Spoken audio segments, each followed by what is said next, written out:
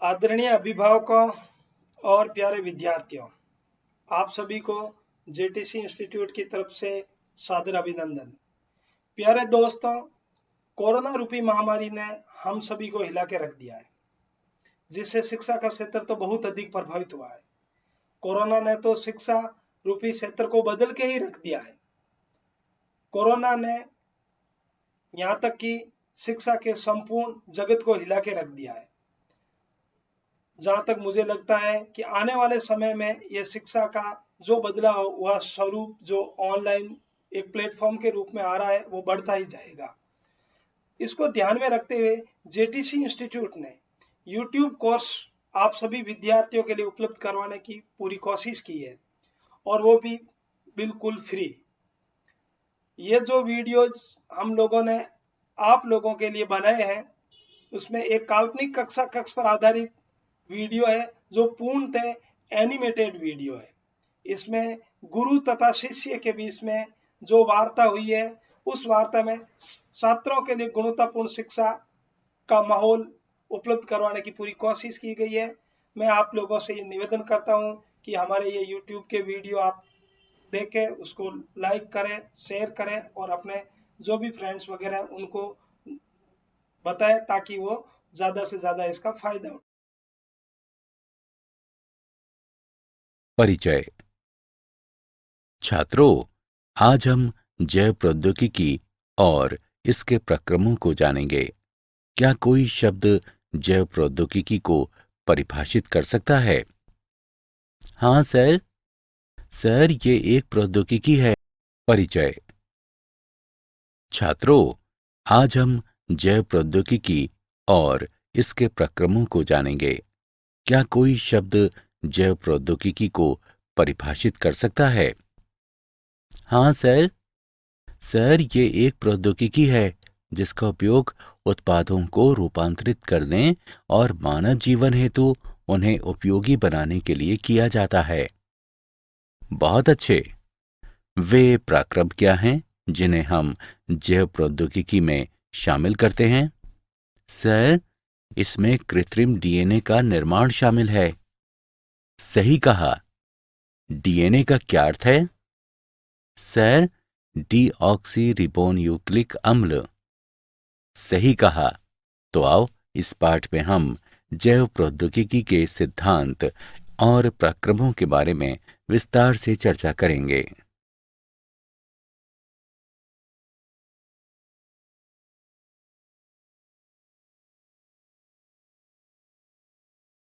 उद्देश्य।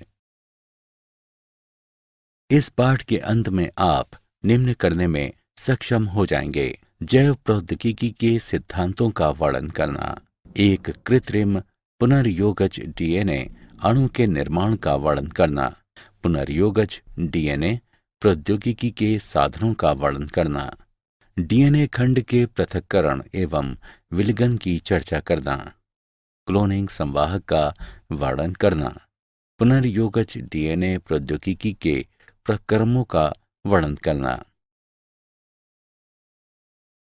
जैव प्रौद्योगिकी के सिद्धांत।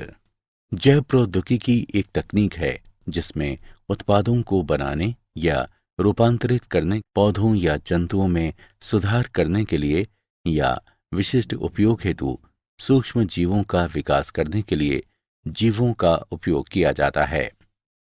आधुनिक जैव प्रौद्योगिकी के विकास में निम्न दो तकनीकों का योगदान है: आनुवंशिक इंजीनियरिंग, आनुवंशिक पदार्थ की प्रकृति को बदलने की तकनीक, और या आनुवंशिक पदार्थ को अन्य परपोषी जीवों में प्रवेश कराकर इसके समलक्षणी में परिवर्तन करना। जैव प्रौद्योगिकी उत्पादों के निर्माण के लिए रोगाणु रहित दशाओं में केवल वांछित सूक्ष्मों या कोशिकाओं की अधिक संख्या में वृद्धि और गुणन को सुगम बनाने की तकनीक।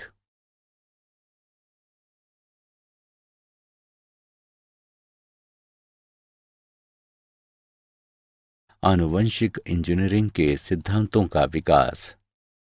संकरण उत्पादों में सुधार के लिए पादप प्रजनन और जंतु प्रजनन में उपयोग की जाने वाली पारंपरिक विधि है। इसमें प्रायः वांछित जीन के साथ साथ अवांछित जीन का समावेश भी हो जाता है।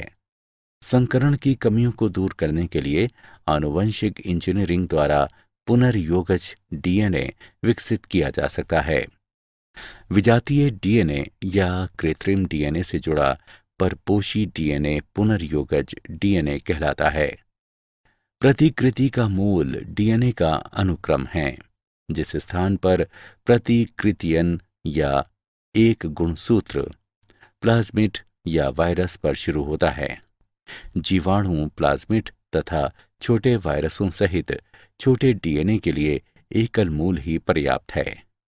बड़े डीएनए में अनेक मूल होते हैं और डीएनए प्रतिकृतियन उन सभी मूलों पर शुरू होता है।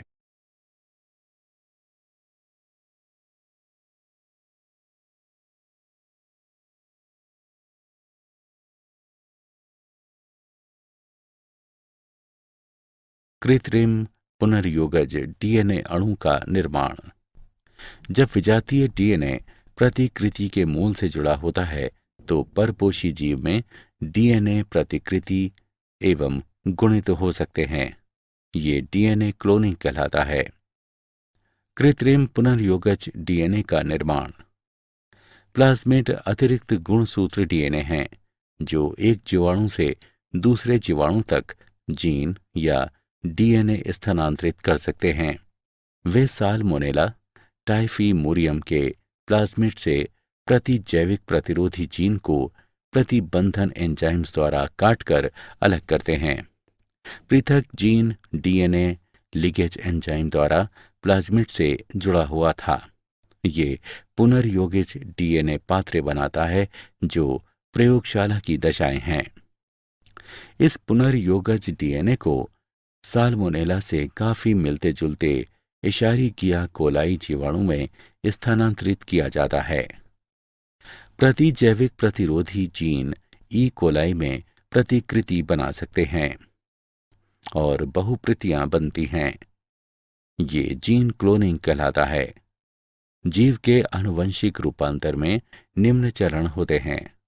वांछित जीन युक्त डीएनए की पहचान, चिन्हित जीन का परपोषी में स्थानांतरण, स्थानांतरित डीएनए को परपोषी में सुरक्षित रखना तथा उसकी संतति में स्थानांतरित करना। पुनर्योगज डीएनए तकनीक के साधन। प्रतिबंधन एंजाइम। प्रतिबंधन एंजाइम न्यूक्लिएजेस कहलाने वाले एंजाइमों के वर्ग में आते हैं। ये एंजाइम डीएनए द्विकुंडलिनी को विशिष्ट अनुक्रम पर काट सकते हैं। ये दो प्रकार के होते हैं, एक्सोन्यूक्लिएज, एंडोन्यूक्लिएज। एक्सोन्यूक्लिएज ये एंजाइम डीएनए के सिरों से न्यूक्लियोटाइड को अलग करते हैं। एंडोन्यूक्लिएज ये डीएनए के भीतर विशिष्ट स्थलों पर काटते हैं। ये एंजाइम डीएनए में पैलिंड्रोमिक न्यूक्लियोटाइड अनुक्रम कहलाने वाले विशिष्ट अनुक्रमों की पहचान करते हैं। पैलिंड्रोमिक न्यूक्लियोटाइड अनुक्रम ये क्षार युग्म का अनुक्रम है जो पढ़ने के अभिविन्यास को समान रखने वाले दोनों लड़ियों में एक जैसा पढ़ा जाता है। निम्न अनुक्रमों को 5 प्राइम से 3 प्राइम दिशा में या 3 प्राइम से 5 प्राइम की दिशा में पढ़ने पर दोनों लड़ियों में एक जैसा पढ़ा जाता है। 5 prime GAATTC 3 prime, 3 prime CTTAAG 5 prime. प्रथम प्रतिबंधन एंडोन्यूक्लिएज हिंड 2 था।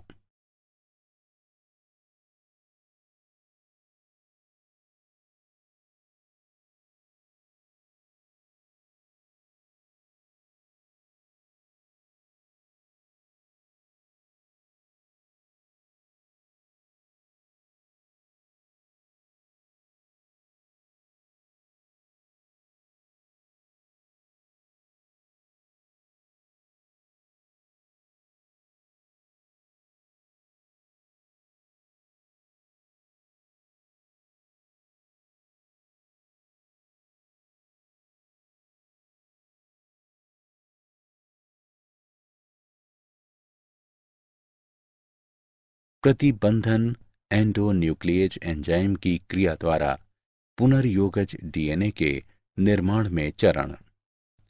कुछ जीवाणु में प्रतिबंधन एंजाइम प्राकृतिक रूप से पाए जाते हैं और विषाणुओं के विरुद्ध रक्षा तंत्र के रूप में कार्य करते हैं। प्रत्येक प्रतिबंधन एंजाइम एक विशिष्ट स्थल यानी पहचान स्थल पर काटता है, जहां न्यूक्लियोटाइड्स का एक विशिष्ट अनुक्रम पाया जाता है। प्रतिबंधन एंजाइम EcoR1 में निम्न पहचान स्थल होते हैं: GAA-TTC, CTT-AAG। इसका अर्थ है कि EcoR1 इस अनुक्रम में केवल G और A के बीच काटेगा। चरण 1, EcoR1 के लिए पहचान स्थल युक्त डीएनए का एक खंड नीचे दिया गया है।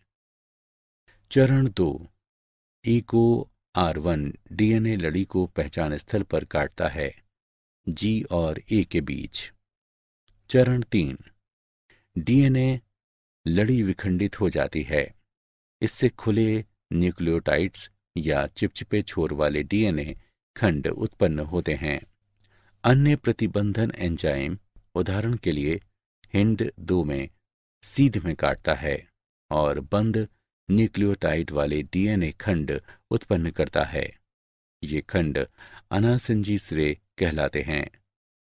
चिपचिपे सिरे और अनासंजी सिरे एक अन्य डीएनए एंजाइम लीकेज द्वारा बंधन कहलाने वाली प्रक्रिया में आपस में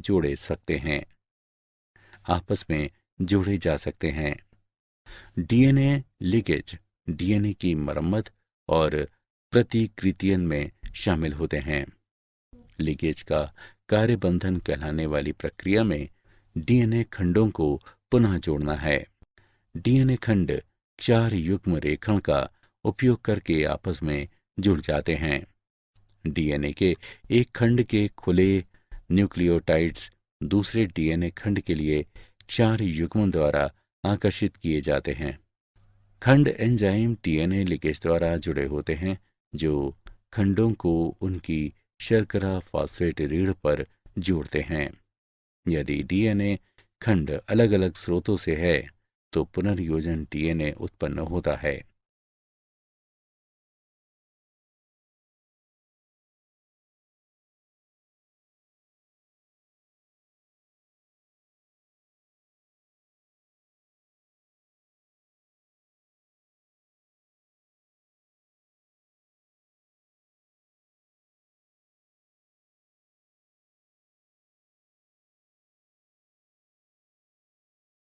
डीएनए का उत्पादन।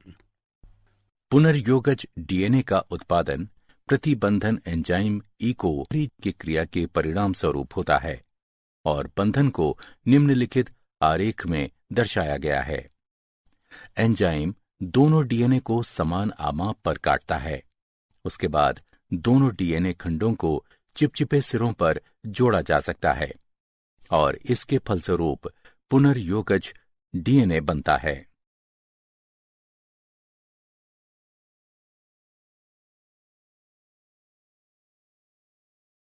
डीएनए खंड का पृथक्करण एवं विलगन।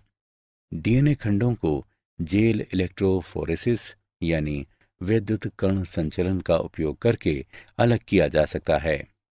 विभिन्न आकार वाले अणुओं को सरंध्री स्पंज जैसे मैट्रिक्स में अलग करने के लिए इलेक्ट्रोफोरेसिस में विद्युत धारा का उपयोग किया जाता है। बड़े अणुओं की तुलना में छोटे अणु जेल रंध्रों से बहुत आसानी से गति करते हैं। फिल चाप्र, जो सैमब्रुक और बिल सागडेन ने अत्यधिक शुद्ध समुद्री घास से बने एगारोज जेल का उपयोग करके डीएनए इलेक्ट्रोफोरेसिस तकनीक विकसित की है। जेल को विद्युत प्रवाहित होने वाले लवण विलयन से भरे टैंक में डुबोया जाता है। पिपेट का उपयोग करके डीएनए प्रतिदर्श को एगारोज जेल में बने स्थानों में लाता जाता है। डीएनए प्रतिदर्श रंगहीन होते हैं, लेकिन शोधकर्ता नीले रंग की ट्रैकिंग डाई मिलाते हैं। इससे प्रतिदर्शों को लादना और जेल से होकर डीएनए प्रवासन को आंखों द्वारा देखना आसान हो जाता है। डीएनए रीढ़ में स्थित फॉस्फेट समूह ऋणात्मक आवेशित ऑक्सीजन लेकर डीएनए अणु को पूरी तरह से ऋण आवेशित कर देते हैं। विद्युत धारा में ऋणात्मक आवेशित डीएनए इलेक्ट्रोफोरेसिस कक्ष के धनात्मक ध्रुव की ओर चले जाते हैं। डीएनए अणु एगारोज मैट्रिक्स के रंध्रों की रेप्टेशन रेप्टाइल जैसे सप्र की तरह की क्रिया द्वारा जेल से होकर स्थानांतरित होते हैं। दिए गए समय में छोटे डीएनए खंड बड़े खंडों की तुलना में तेजी से गति करते हैं और अधिक दूर तक जाते हैं। इस तरह डीएनए खंड एक एगारोज जेल में आमाप अनुसार अलग अलग किए जा सकते हैं।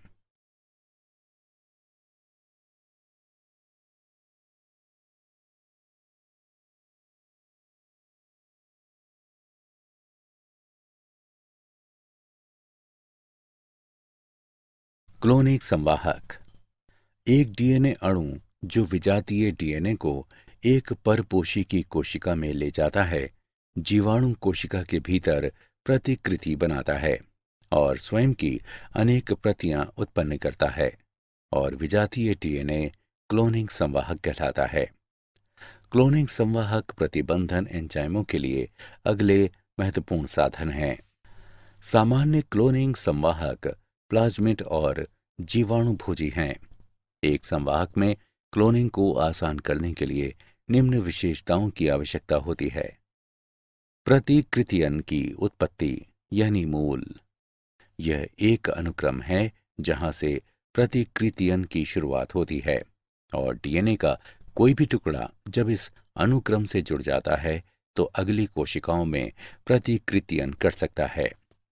वर्ण योग्य चिन्हक मूल ओरी के साथ संवाहक को वर्ण योग्य चिन्हक की भी आवश्यकता होती है जो रूपांतरजों और अरूपांतरजों की पहचान करने में सहायता करते हैं। उदाहरण के लिए एम्पिसिलिन, क्लोरैम्फेनिकोल, टेट्रासाइक्लिन आदि जैसे प्रतिजैविकों के प्रति प्रतिरोध क्रोडित करने वाले जीनों का वर्ण योग्य चिन्हकों के रूप में उपयोग किया जाता है। रूपांतरण ये एक प्रक्रिया है जिसके द्वारा एक डीएनए खंड को परपोषी जीवाणु में प्रवेश कराया जाता है।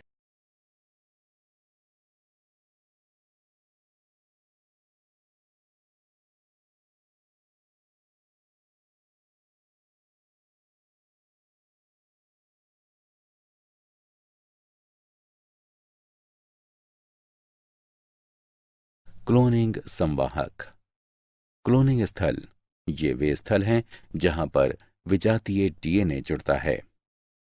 निवेशी निष्क्रियता प्रतिजैविक प्रतिरोधी जीन का उपयोग करके पुनर्योगजों का चयन करना एक जटिल प्रक्रिया है, इसलिए एक वैकल्पिक विधि विकसित की गई है। इसमें रूपांतरजों, पुनर्योगजों और अपुनर्योगजों की पहचान क्रियाधार की उपस्थिति में रंग उत्पन्न करने की उनकी क्षमता के आधार पर की जाती है। इसमें एक पुनर्योगज डीएनए को ए ग्लैक्टोसाइजिस एंजाइम के अनुक्रम में प्रवेश कराया जाता है, जिसके फलस्वरूप एंजाइम निष्क्रिय हो जाते हैं और इसे निवेशी निष्क्रियता कहते हैं।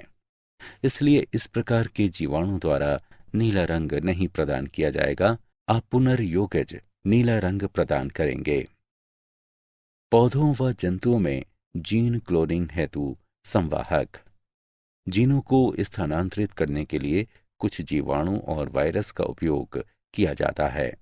उदाहरण के लिए अनेक द्विबीजपत्री पौधों पर पाया जाने वाला रोगजनक एग्रोबैक्टीरियम ट्यूमीफेशियंस टी डीएनए कहलाने वाले डीएनए का खंड स्थानांतरित करता है और पौधों की कोशिकाओं को ट्यूमर अर्बुद में रूपांतरित कर देता है और अर्बुद कोशिकाएं रोगजनक के लिए जरूरी रसायनों का उत्पादन करती हैं। अब इस जीवाणु के टीआई प्लाज्मिड का उपयोग अपनी अभिरुचि के जीन को अनेक पौधों में स्थानांतरित करने के लिए किया जा सकता है। जंतुओं में पश्च विषाणु परपोषी कोशिकाओं को संबंधित कोशिकाओं में रूपांतरित करने के लिए अपने डीएनए को परपोषी कोशिका में स्थानांतरित कर सकता है।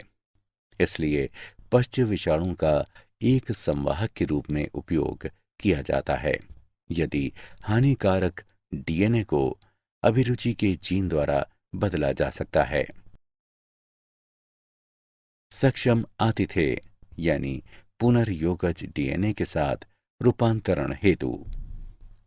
डीएनए जलरागी अणु होते हैं, इसलिए इसे कोशिका झिल्ली से होकर गुजारने के लिए कोशिका को कैल्शियम जैसे द्विसंयोजन धनायन की विशिष्ट सांद्रता के साथ संसाधित किया जाता है। ऐसी कोशिकाओं को पहले पुनर्योगिज डीएनए के साथ बर्फ पर रखा जाता है, तब पुनर्योगिज डीएनए को उन कोशिकाओं में बलपूर्वक प्रवेश कराया जाता है। इसके बाद उन्हें थोड़े समय के लिए 42 डिग्री सेल्सियस पर रखा जाता है और पुनः इसे वापस बर्फ पर रखा जाता है।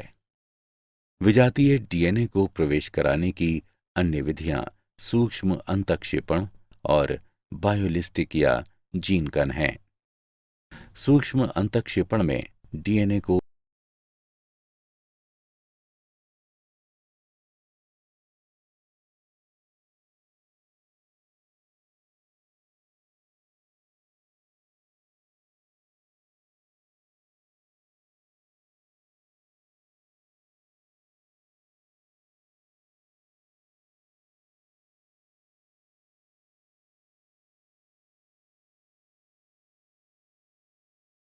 पुनर्योगज के पराक्रम।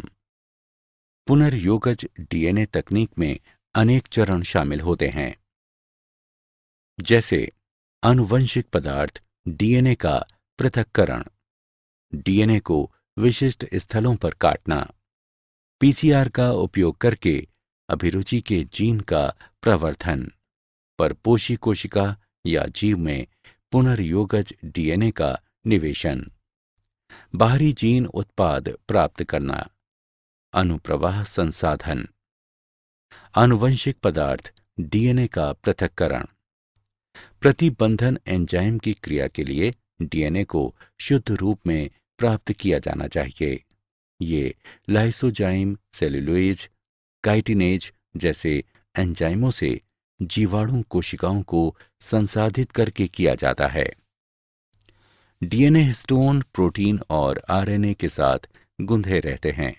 आरएनए को रिबोन्यूक्लेज से उपचारित करके, जबकि प्रोटीन को प्रोटीएज से उपचारित करके अलग किया जाता है।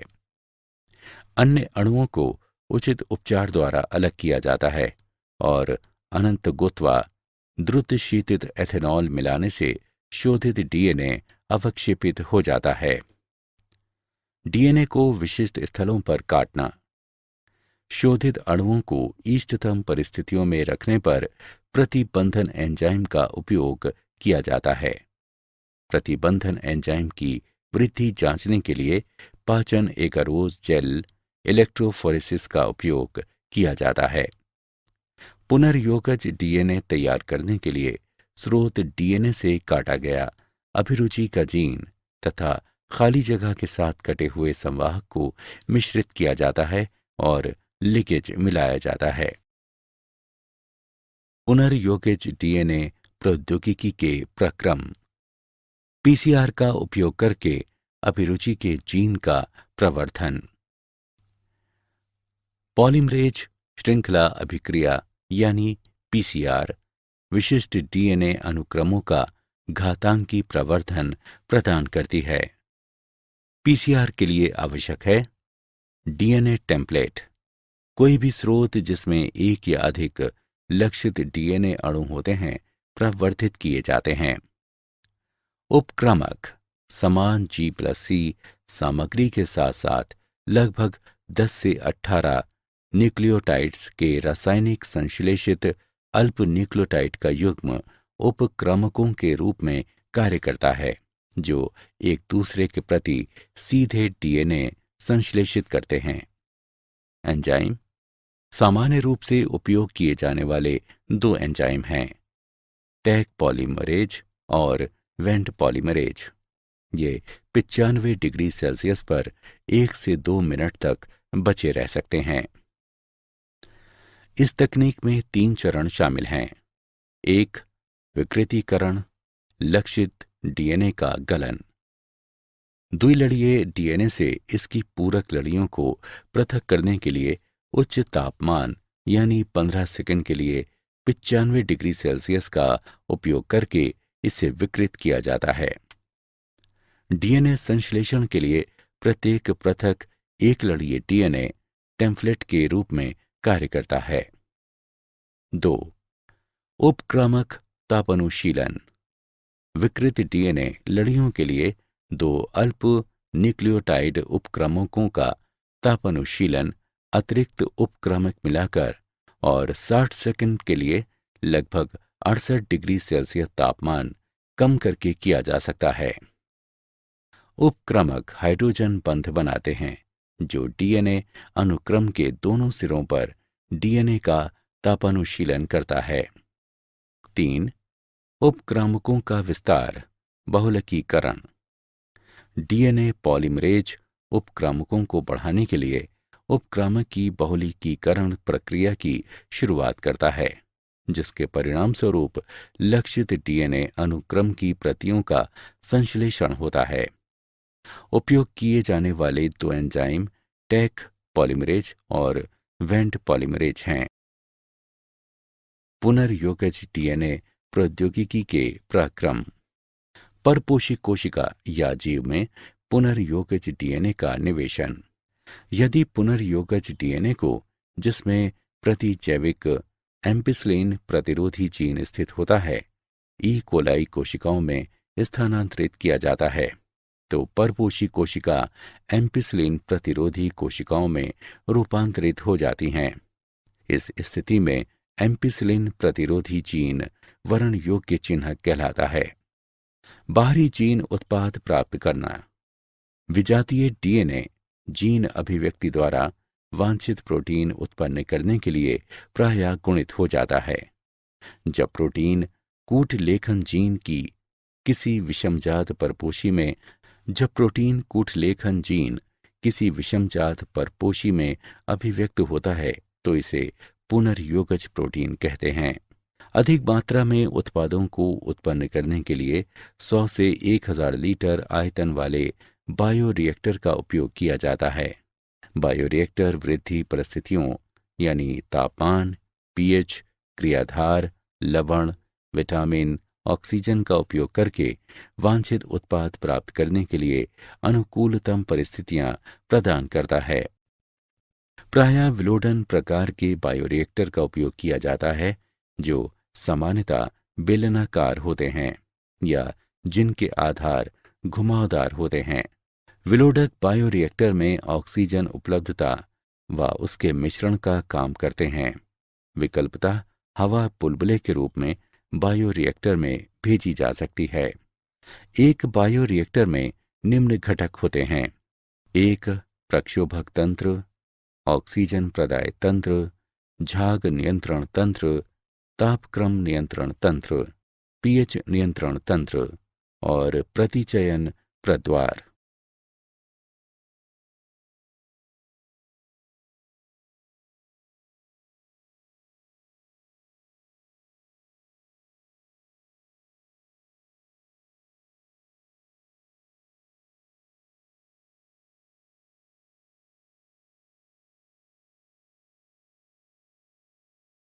पुनर्योगज डीएनए प्रौद्योगिकी के प्रक्रम। अनुप्रवाह संसाधन। इसमें पृथक्करण व शोधन शामिल है। इसे सामूहिक रूप से अनुप्रवाह संसाधन कहते हैं। औषधि के मामले में ऐसे संरूपण को चिकित्सीय परीक्षण से गुजारते हैं। अनुप्रवाह संसाधन प्रत्येक उत्पाद के लिए भिन्न भिन्न होता है।